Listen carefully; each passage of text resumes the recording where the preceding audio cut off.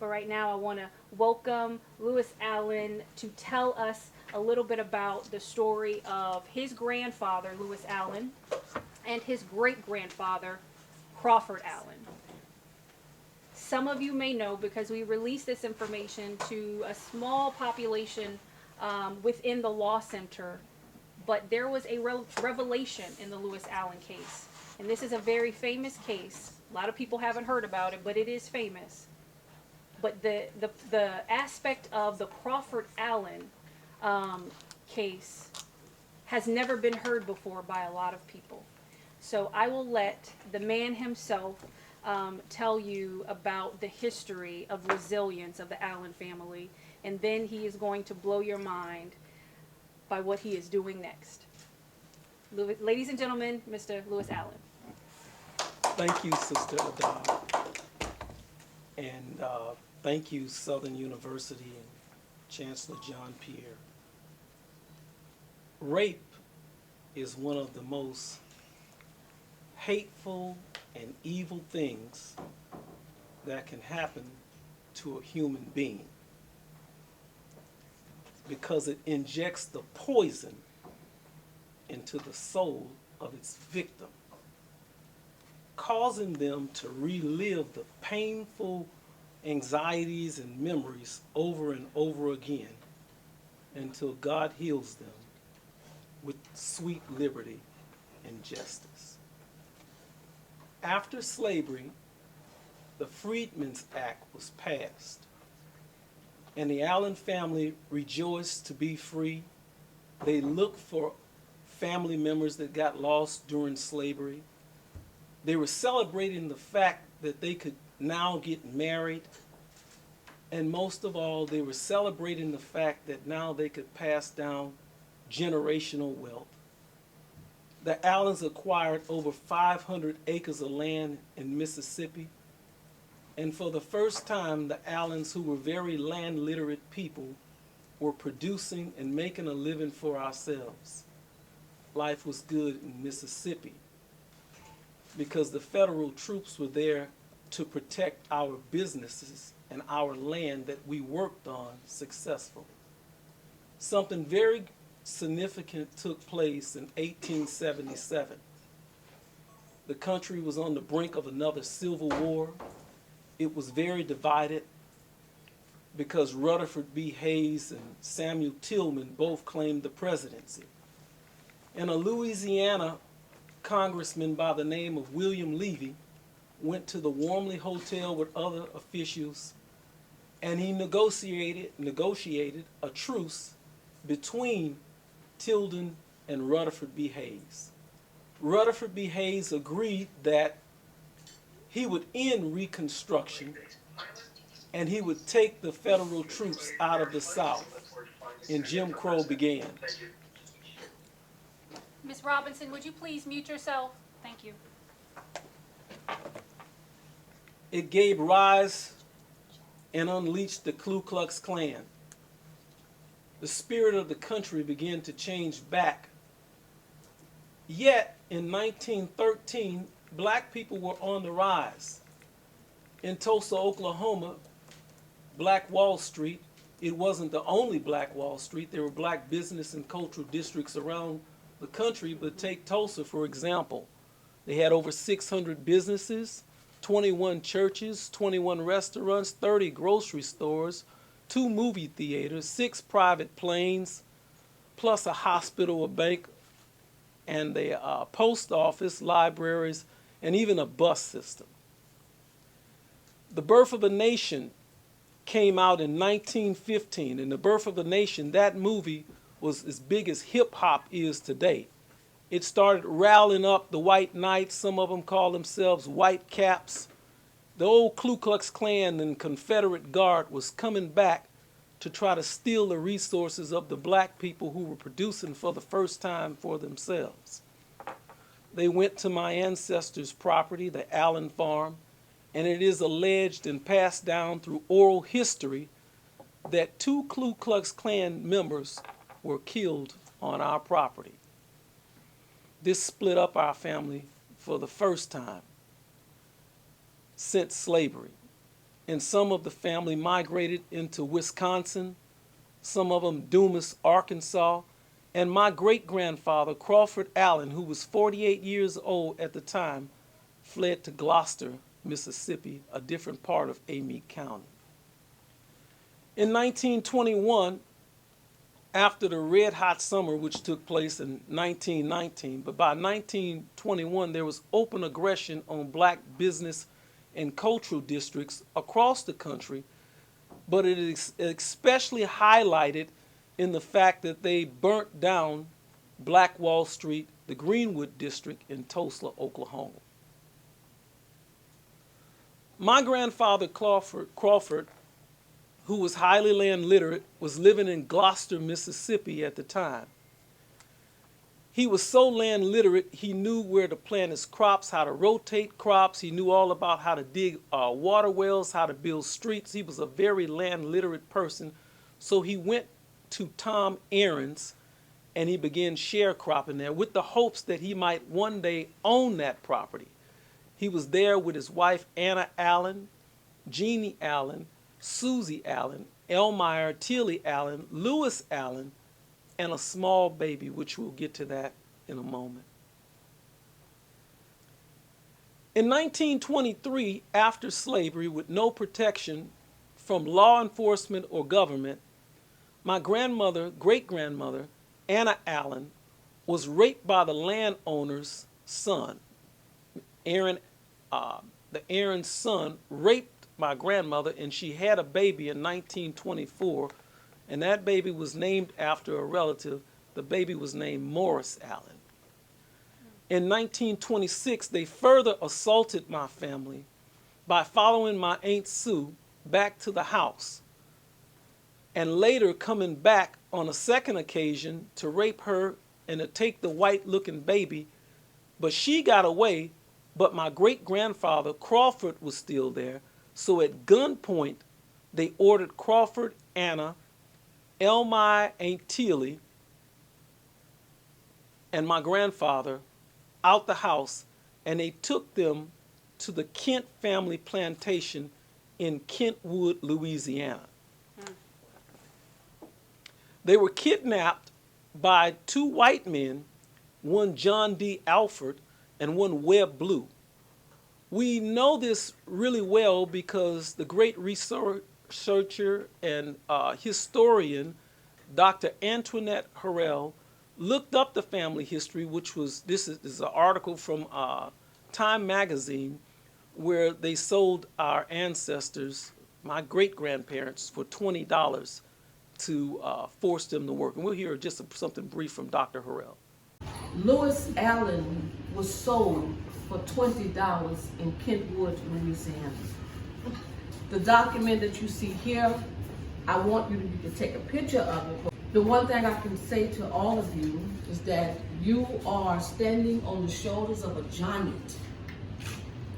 And I don't care what the media say, because the media have always taunted the story when it comes down to us. Your grandfather, your father was a civil rights activist who did many things in liberty. Liberty is a hellhole. One thing I can tell you that I am not afraid to live, nor am I afraid to die. If our ancestors went through it, we're gonna tell it. Now the type of stories that I tell, I've had the media to tell me oftentimes is too dark. Too dark for who? You did it. That's right. And we're gonna bring it to the light. So I'm here to share with you and to break this story and to see how far we can take it, because when I read that Crawford Allen was sold, they went to get his daughter. They went to get his daughter. She wasn't home. So when they went to get her out the house, you can only imagine why they was going to the house to get her out the house. They was getting her for themselves. And when they didn't find her, they took your family. Dr. Harrell goes on to explain to us in detail how they kidnapped Crawford Allen, Anna Allen, Susie Allen, Elmire Allen, and my grandfather, Lewis Allen, and took them to work. See, they seen my grandparents, great-grandparents, as an asset to their farm. So they took them there to work for free, once again not allowing us to reap the benefits of our own work. Tom Aarons, who was the landowner in Mississippi, got word, actually, and I'm going to quote it, a white man said, "Tom, you know they got your niggers over there at the Kent place in Louisiana." And so he sent law enforcement officers, and they arrested the two kidnappers for stealing his property, and they brought the family back to Amite County. My great-grandfather was 61 years old at that time. Crawford Allen continued to work on the Aarons plantation.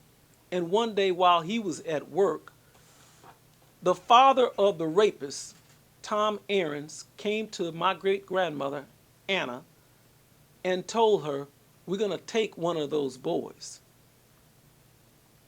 the white one or the black one." And she said, "Take the black one."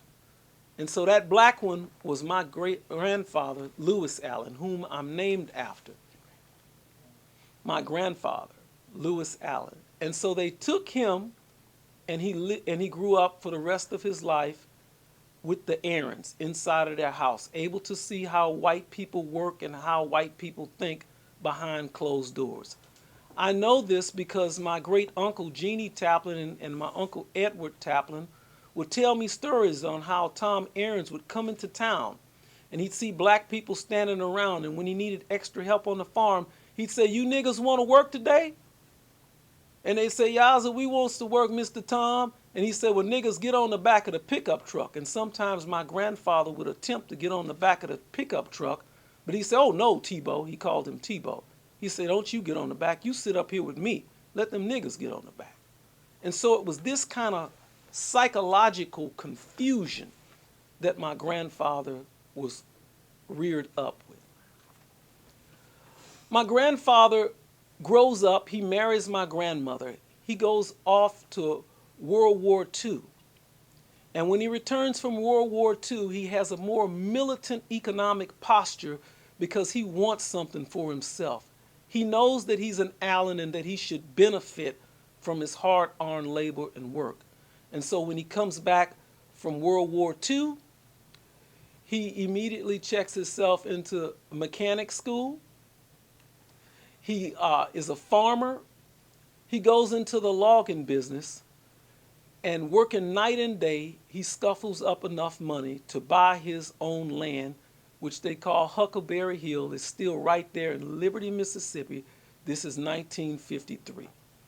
He joins the NAACP, headed up by Mr. Herbert Lee. He even is charitable enough to donate his hard-earned money to the Freedom Schools, which were there before the NAACP came there. And it was designed to teach black children what they were not learning in the school. He participated in voter registration drives. He was also a Mason and did a lot of this in secret. But the Allens were on the upswing again, and the Allens were happy, and life was good for the Allens in 1953-54. 1954, Brown versus the Board of Education. The climate in the country is becoming more just outlandishly, brutally, upfront racist. Mr. Herbert Lee, who's the head of the NAACP, is murdered in cold blood by a Mississippi legislator by the name of E.H. Hurst. He shot him in front of 5 other people, including my grandfather. When the coroner came out, they had already briefed everybody and told them what they were going to say. And these are the kind of people that was there.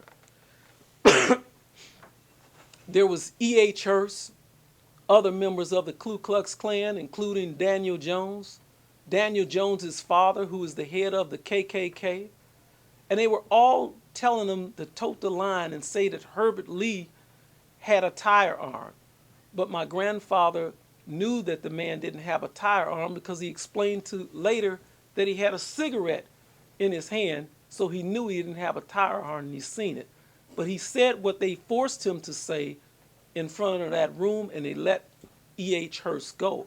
But he immediately called the FBI. And the FBI, and this is an important point, what my grandfather didn't know is that in 1956, Mississippi created what is called the Sovereignty Commission. And the Sovereignty Commission was a secret spy organization that spied on private citizens and was funded through tourism for the state. And so anybody who rebelled against the state, they tapped your phone, they followed you around, and they even used black informants to get dossiers on you. So when my grandfather told the FBI the truth, the FBI leaked the information back to the Sovereignty Commission. The Sovereignty Commission leaked the information back to the highway patrolmen, or what we now know as the state police. And the state police told the local police, who were in fact the Ku Klux Klan. All of them were Ku Klux Klan. So this is the kind of environment that my grandfather was in, and his life from that point became a living hell. The harassment was so bad, my grandfather had two of his cousins working for him, Junior Holmes and Leo McKnight. They told Leo McKnight, after the assassination of President Kennedy, that he better stay away from Lewis. But he refused to stay away from Lewis because Lewis is his cousin. And so they killed Mr. Leo McKnight and his daughter, who was pregnant at the time, and also his son-in-law, inside of the house, and his wife. And they covered it up through this same coroner.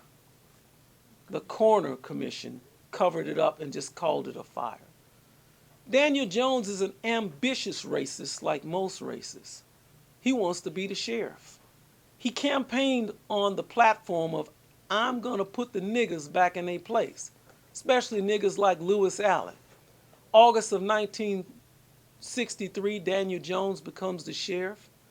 He hires E.H. Hurst, the murderer of Herbert Lee's daughter, Sidney Jean Caston, as his deputy. In September of 1963, Sheriff Jones goes out to the house, Sheriff Jones arrests my grandfather, allegedly for carrying a concealed weapon, and he claimed that he didn't, he had a bad check. And when he arrested him, he handcuffed him in front of my father, Henry Allen, and he broke his jaw in two places.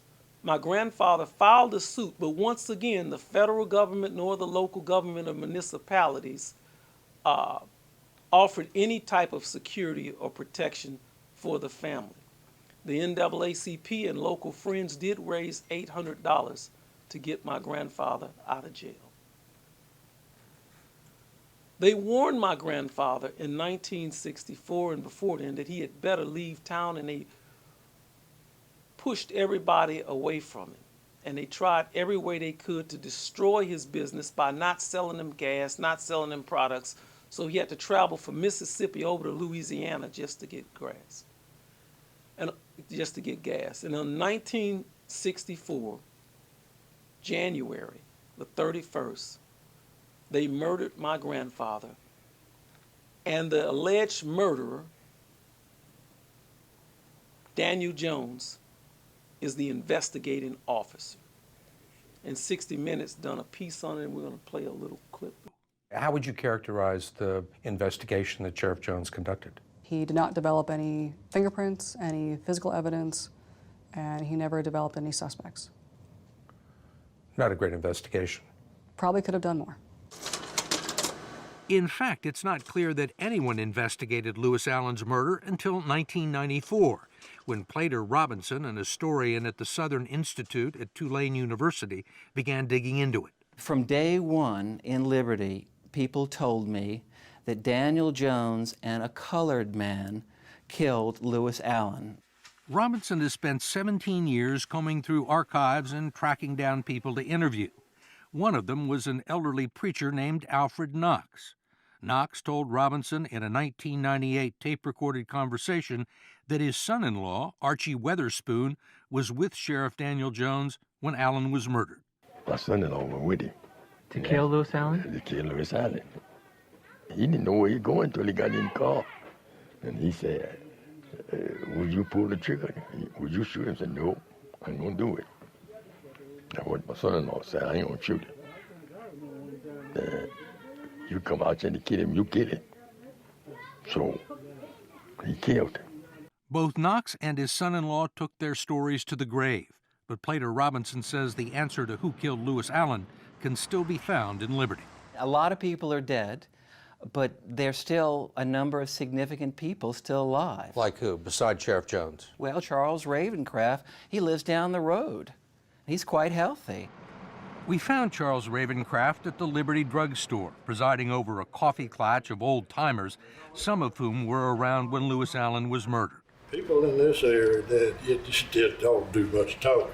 For years, Ravencraft was Sergeant-at-Arms of the Mississippi Legislature, and at the time of Lewis Allen's murder, Vice President of the Americans for the Preservation of the White Race in Liberty, a front group for the Ku Klux Klan. Was it around, Charles? What is that? Klan. Sure, in here. Weren't you guys in it? They wasn't about a Klan if you don't tell everybody what your business was. Ravencraft indicated that he hadn't lost much sleep over Lewis Allen's murder and told us he had no idea who killed him. No, I don't. He lived a lot longer than I thought he'd lived. The kind of fellow he was, a little bit overbearing. I don't think his civil rights had anything to do with it. Winborne Sullivan wasn't around when Lewis Allen was killed, but he ran the Liberty Drug Store for 36 years. I think there are people who know what happened and who did it, but they're not willing to talk about it, and they won't talk about it. You'll never find out. They told us they don't see much of former Sheriff Daniel Jones these days. He spends most of his time on his property just off the state highway. We decided to approach him with our cameras concealed, on the off chance he might give something up.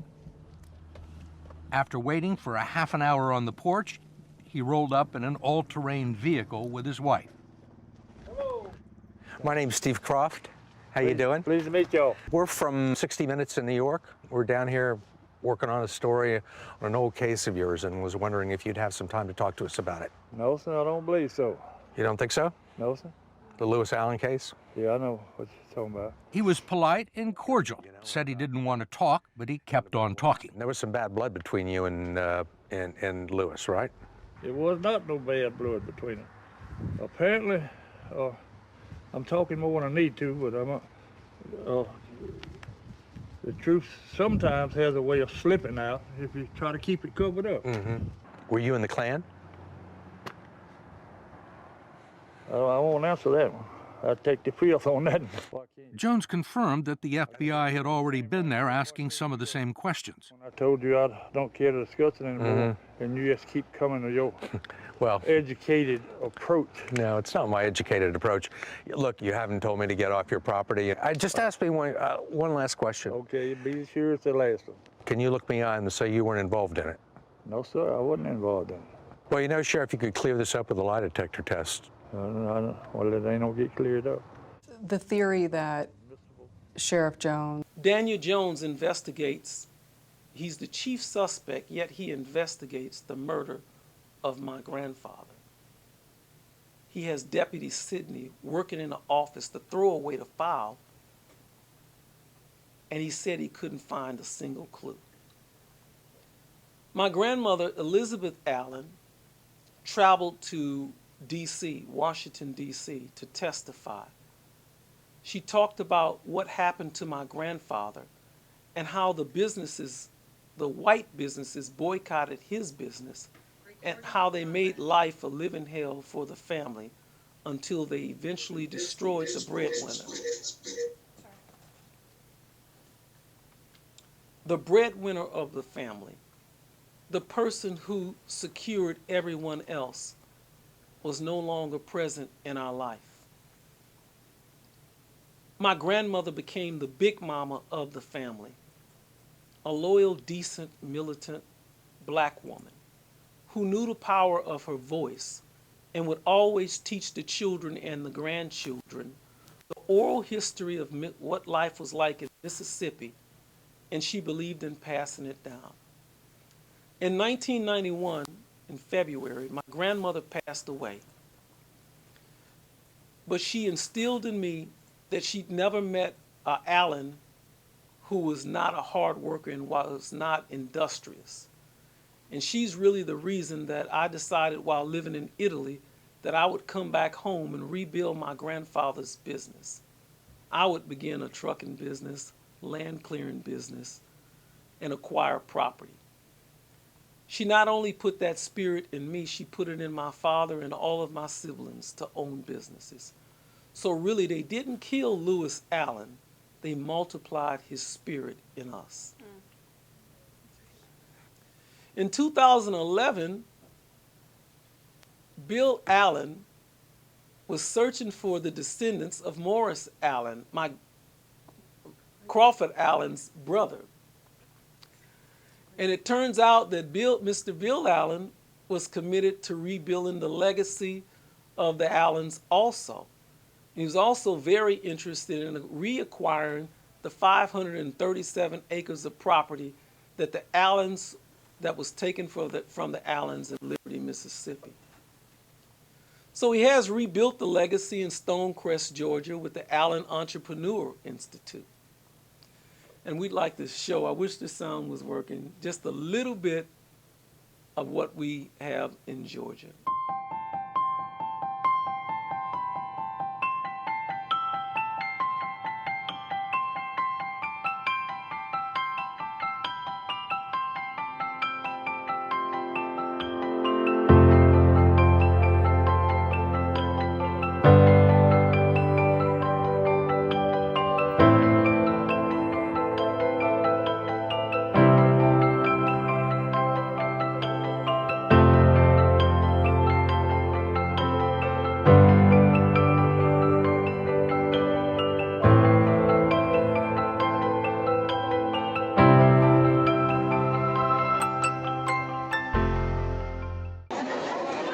I'm here at Stonecrest Black Wall Street Market with the director, Mr. Matt Hamilton. I'm so honored to meet you, privileged to be here. I just got to ask you, do you realize that here at Stonecrest, y'all have become a model of doing black business all around the country? Well, I think it's deserving that we are a model. Our founder, Mr. Bill Allen, has been working on how do you create an ecosystem and how do you create an environment for minority and women-owned businesses in particular that can be supportive and really help them grow. So for the last 20 years, our founder, Mr. Bill Allen, has been working at that task at his institute. And so this is the culmination of not just the last 10 months of building, but this is really 20 years of work that the Allen family has committed to supporting entrepreneurship in the minority community. So yeah, we're excited about it. But it's been a long journey. I say that. Oh my God. And I've noticed here that I just have to be honest, the spirit and the energy is so high. All of the people here look so dignified, just the way we envision the historically Black Wall Street in the Greenwood district. Yeah. How did you set the stage for this? How did this happen, the energy? Well, I think that the energy just comes from a place of, our people are ready for solutions in our community. Absolutely. I think we're tired of a lot of the old narratives that black folks can't work together, and we're tired of the old school narratives that, we can't do things first class. We are the purveyors of culture. We're the purveyors of creativity. And with this market, our hope is that we can continue to own it. So I think that black folks just feel good when they come in here. Black, white folks, everybody feels great when they come in here, because this is celebrating our culture. It's who we are. When you listen to the music, when you taste the catfish outside, that's right, when you wear the kente cloth, this is us. Absolutely. And so I think that's why there is a good spirit and a great energy here at the new Black Wall Street Market.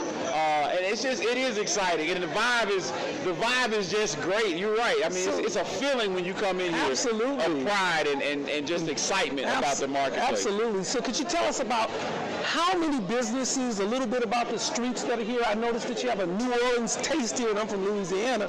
We appreciate that. Could you tell us a little bit about that? Well, Mr. Allen's design theme was around Bourbon Street. That was his original kind of influence and his motivation.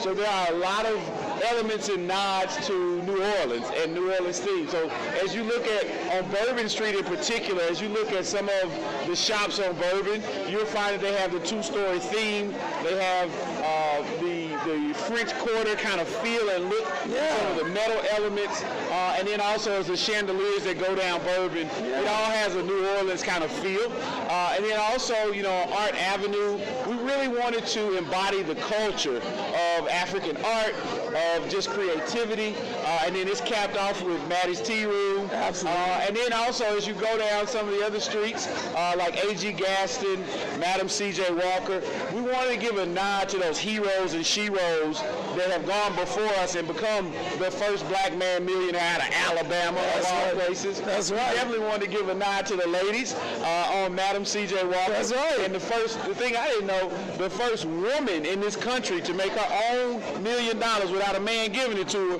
was a black woman. Absolutely. And so, you know, we want this place to embody history and culture. You know, the food court is called Greenwood after the heroes and sheroes that were the original innovators of the Tulsa Wall Street. And then ultimately the last street that I wanted to mention is Cherokee, which we wanted to give honor to our founder, Mr. Bill Allen, because he was born on a street called Cherokee in Dumas, Arkansas. Absolutely. And so again, even in the street names, you know, when kids come through here and they learn that, we want them to have a sense of pride and know, you know what, I can take it to the next level. Absolutely. I can be that next entrepreneur. Absolutely. Before we close this out, we got to talk about something that is so important in black culture and black history. Many of us, and Mr. Bill Allen has always forced us to learn our history, learn our culture, learn our heritage. But many of us learn that from Big Mama. And you have a Big Mama's porch in here where people, tell us about Big Mama's porch. Well, Mr. Allen, again, giving honor and respect to his wife, because everybody knows that, you know, a man that's reached his level of success does not have a woman following behind him. He has a woman walking alongside him. That's right. And Maddie Allen has been walking that journey with Mr. Allen for 40 plus years of their business. And one of the things that Mr. Allen told me was so poetic when he told me how he came up with that name for our soul food restaurant. He said that Mrs. Allen, oftentimes when she would go to her Big Mama's house in Mississippi, that's right, she didn't like to go out in the yard with the other kids. She would stay up on the porch with Big Mama. That's right. And get those lessons about life, about journey, about responsibility. And those lessons are part of what carried them through and gave her what she needed to be his partner in business for the last 40 years. Absolutely. And so again, it's a salute to Maddie Allen's Big Mama. That's right. From Mississippi, and the time that she spent on the porch learning the business lessons. And so families will be able to come to Big Mama's porch and talk about business and talk about how they're going to grow their own family's GDP if they could. That's right. That's right. And we're from Louisiana, so I want you to tell everybody how they can participate and how can those of us from different parts of the country recreate or partner to create with what y'all have created here in Stonecrest. Yeah, certainly. You know, Mr. Allen designed this so that, you know, there are plenty of big boxes in communities all across the country. And so we designed this to be a replicable model. Organizations who would like to replicate this and create their own Black Wall Street market in their community can contact the Allen Entrepreneurial Institute through our websites. And so that's definitely a possibility. And then also right now, the next program, what you're seeing right now is the first phase, which is getting these tenants in actual shops. So that was only the first phase of this development. The second phase is going to be even more exciting because actually entrepreneurs can do our consignment program and be right there in our grocery store. They can be in our gift shop. They can be in the market, and you can live in Baton Rouge. You can live anywhere in the country. Send us your products here, and then we sell them here at the New Black Wall Street Market. So this market is not just for folks in the Atlanta metro area. It truly is a market that's being developed for entrepreneurs of color all around the world. And so we're excited to introduce that. And then our third leg we hadn't even got to yet, which is going to be our virtual program. program where we'll be able to accept entrepreneurs from all over the world, sell their goods and services on our platform, and they can basically ship their products directly to customers. So we're only on the tip of the iceberg with what you see today. Incredible. Thank you so much, Brother Matt Hamilton. Oh, man, it's my pleasure. Don't forget to give out your website. Okay, our website for the New Black Wall Street Market is www.nbwsm.com, or you can spell it out if you want to do a little more typing, and you can put www.newblackwallstreetmarket.com, and please go there, please get engaged with us. We're looking forward to working with your business and helping you grow and take it to the next level. Resurrect Black Wall Street. It's a movement. That's right. What she said.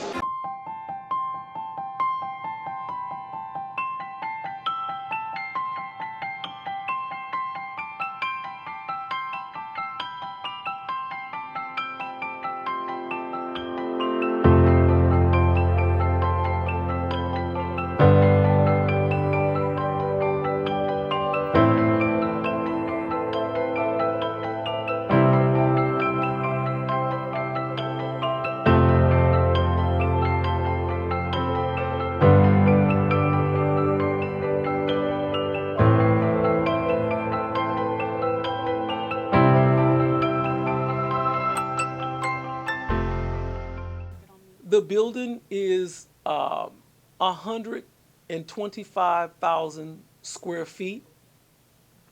It has over 100 black businesses in it. It's 90% occupied.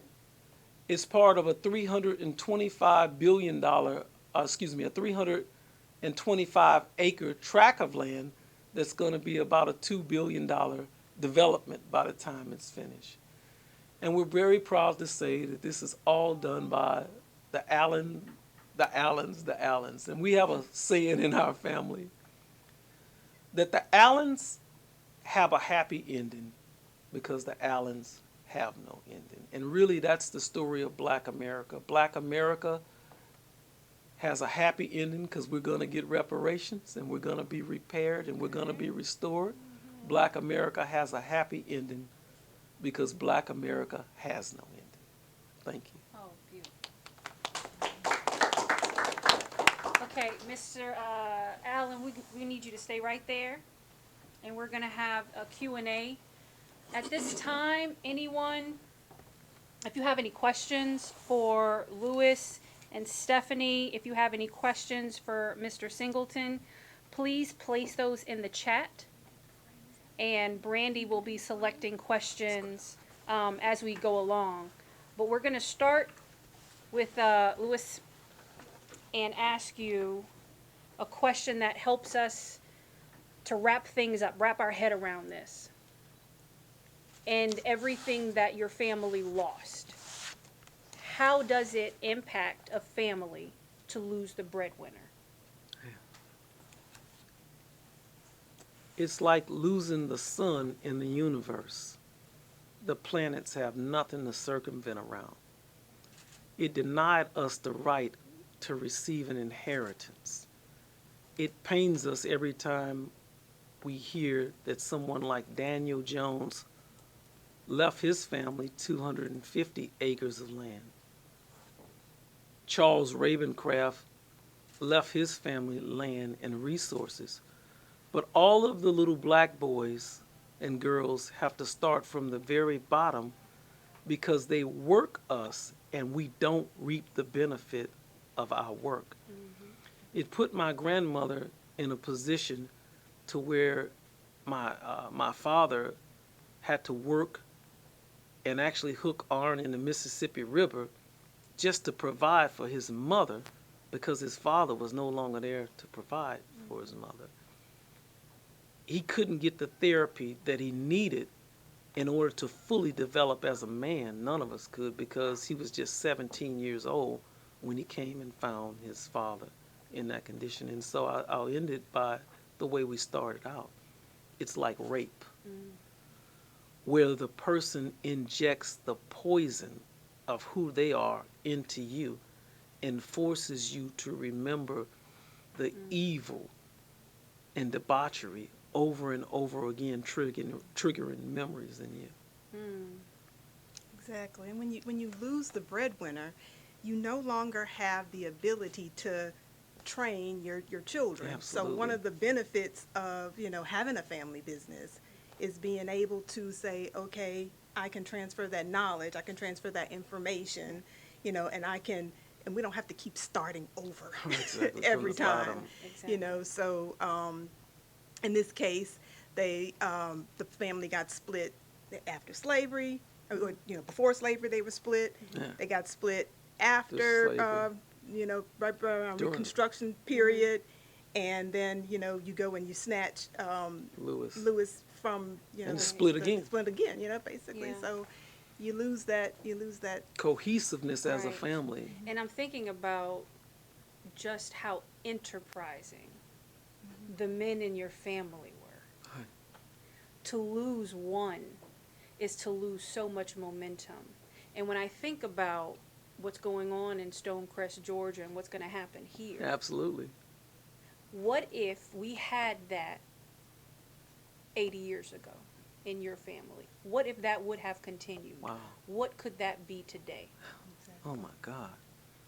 Um, Sky's the limit. we couldn't even imagine. Couldn't even When we imagine. talk about the 1%,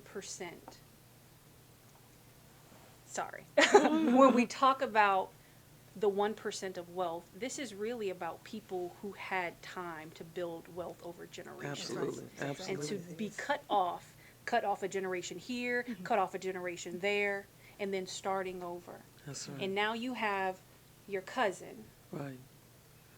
who is starting not from generational wealth, That's right. but That's building new wealth That's right. and creating And wealth within teaching his community us. and teaching others how to create wealth. That's right. That is profound. That's right.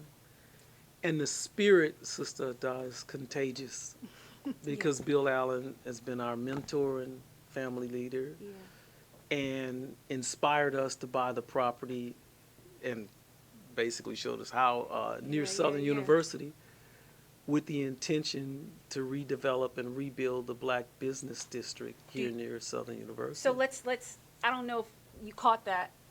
So I think this is the time to announce it. Okay. So Southern University Law Center is going to be partnering with the Allen family on a project soon. Right. Because you are doing what in this community?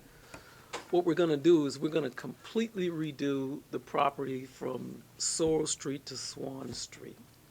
And we're not going to announce the businesses today, but we're going to bring several Black-owned businesses and make us a smaller version of New Black Wall Street and use Stonecrest, Georgia as our model. We think that it's very important for local people to own businesses. And there's nothing wrong with a Greek town. They're not hateful because they are. There's nothing wrong with a Chinatown. Tourists come there from all over the world. Well, we'd like to have tourists and people come to our Black business districts and show them just how industrious we are in our own community. Exactly. And what does that do to the child riding in the back seat of their parents' car? And what does that do to the parents? And what does that do to the schools in the community? Right. And what does that do to future business owners to see that? well, I mean, there's a number of ways that you can look at that. I mean, you can only become what you see. That's you know? right. You can only become There what it you is. see. Yeah. And not only that, one of the things that I often think about is as a HBCU that's in the community, the lifeblood of the HBCU can't survive on an island. You know, it has to bring in the surrounding community. Right. It has to. And one of the things that I honestly feel like we're overlooking with our HBCUs is the greatest asset. And we always say this all the time, our greatest asset are our children. That's right. So the greatest asset are the students. The students could completely look at and help to transform the entire community Absolutely. around the HBCU. Absolutely. One of the ideas that we're tossing back and forth is maybe looking at the policy of the university to see how we can get students to help contribute to the surrounding community. So for instance, just think about it. Let's just imagine this is this is just, let's just go in our imagination. Yes, And if I were king or queen, Right. you know, what would happen, right? That would be a policy at the university, just like you have to, when you graduate, you know, in certain areas at LSU for sure. I know there's a capstone project, right? And that capstone project is where you take all of the information and all of the education that you've gotten over the years, and you put it into a project, you know, and it's usually a real life project when you go out and do that.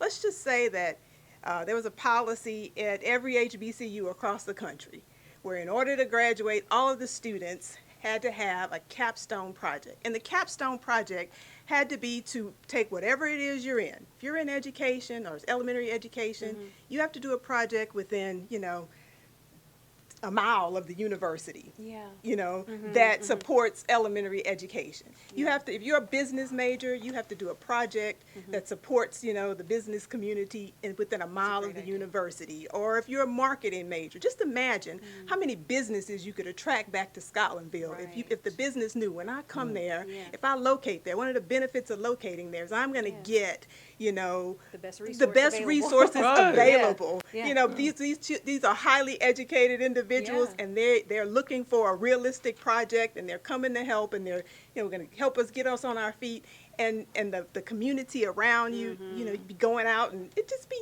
I think it'd be awesome. Yes. You know, if I was queen. Yeah, I'd like to live in that world. And that's something that we could certainly push towards. I think that's a great idea, and that's the start of something. Right. And that's all we need. We need to just start somewhere, That's right? So that's great. And that's a great generator of building wealth in communities right there. That's right. What are some other ways that we can engage in to build wealth in our communities?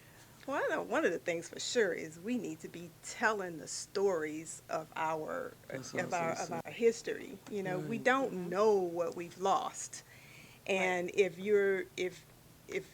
we ever get to where they say, okay, yes, HR 40 is passed, we're now doing reparations. All you have to do is come and prove that, you know, your family was impacted. Yeah. Where's your history? Did you drop it? Did you let it go? Did you think it wasn't important? Yeah. You know, It's expensive to find. It's expensive to find. Right. It is. Yeah. Our people are in an identity crisis. So what Brother Singleton was saying was very necessary in order to restore the passion to rebuild the business. One of the sayings also is that you can't be a bee without a beehive. You can't, whenever you are down south and you see like one bee, you can easily put that bee in a jar. Yeah. But you don't usually stick your finger in a beehive. And that's what the older black people understood, is that we have to move into close proximity to one another. We have to be intentional. We have to say that we're not going to make any excuse, and we're not, to be successful. Take the property that's no good, demolish it. Make a deal. We are in the construction business to where you just say, we're going to barter with it. We'll get legal services from you. You'll get construction services from us. Do it in a way so that we lower that. The freedom schools were designed also to help people gain wealth, to learn what your rights are. We want to be human beings, and we want to reap the benefits of our own labor. And we're making business way more complicated than it has to be. If we have people, this brother, Brother Singleton, most athletes are not outspoken. And they're not outspoken because they're bees, but they don't have a beehive. Bee meaning business. You generate some money, but there's a threat to your security because you're not part. All right, right. That's the other B word. So, you know, part of Bill Allen, and I hope I don't get in trouble for saying this, but I'll say it here. But Bill Allen calls it Allenism. And part of it is that you don't, the concept of New Black Wall Street, what he's built and what we're in the process of building, it's not just a business. When you go to New Black Wall Street, you're going into an ecosystem. So black people usually just want to build an individual business. But business is warfare. So there's always a threat to your business. So you always want to secure your business by putting it inside of an ecosystem, which we call a beehive, and then share the intelligence with each other on how you secure, how can black athletes participate in the community? How can entertainers, we don't call them just sellouts and say ugly things about them, but how can they reap some benefits from the community and be part of something that actually ensures that their business is going to be secure? We have a police department right around the corner from our business, but the way the police police the black community is not the same the way they police other securities. And then there's a certain amount of business and pride education that we have to give to our young people. Most of our young people that don't respect our businesses and so forth, it's because they don't have an identity. They don't want Brother Singleton. And at one time, you know, there were a bunch of conscious teachers that were coming on college campuses, you know, interacting with the students. They banned that. You cannot raise the business community up if the students, if no one will put up the cultural collateral. See, our children are in an identity crisis. And if no one will put up the cultural collateral, we won't have a good business environment. I want to say this, and I'll stop, it's very important, but we're resurrecting Black Wall Street by getting the social activists, the political activists, and the economic activists all together. If you have an economic activist and they're not connected to a social activist, then the people on the other side of town, you know, will create social activists with, on the surface, it'll look like they're protesting, but underneath the surface, they're creating and stealing a market from you. So all of the talent in the black community is put on like a South African bloodline, you know, like a conveyor belt where you suck all of the talent out of the black community. You shine them up and buff them up. You run them down the field at the white universities, you see, and they make millions of dollars and everybody claps, and you showcase the talented people in the black community, but they don't live here. That's why we have to rebuild black business and cultural districts in every community. Yes, yes, yes. I think you wrapped it up nicely, but if there are any other comments, or Brandy, do we have any questions in the chat? I haven't seen any questions yet. Okay. Well, great. Do we have any questions from anybody in the audience?